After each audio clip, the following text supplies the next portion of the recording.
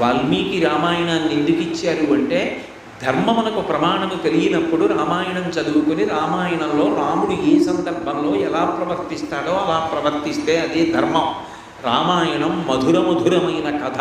దానికి ఏ విధమైన తత్వములు ఏ విధమైన వ్యాఖ్యానములు అక్కర్లేదు. రామాయణాన్ని రామాయణంగా రామకథగా చదువుకుంటే చాలు. మధురమైన రామకథ చదువుకొని రాముడు ఎప్పుడు ఎలా ప్రవర్తించాడో అలా ప్రవర్తిస్తే చాలు, అదే ధర్మం. అందుకే రామాయణానికి వేదోపబ్రహ్మణం అని పేరు. కాబట్టి వీటి యందు శ్రద్ధతో ఇవి నన్ను తరింపజేస్తాయి.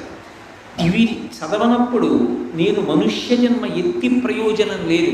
మనుష్య శరీరానికి భగవంతుడు గొప్ప ఉపకరణములు మూడిటిని అందించాడు. ఒకటి, గురువుగారి యొక్క పాదములు పట్టుకుని గురువుగారి దగ్గర విద్య నేర్చుకుని గురువుగారి దగ్గర తరించడానికి మార్గాన్ని తెలుసుకోవచ్చు.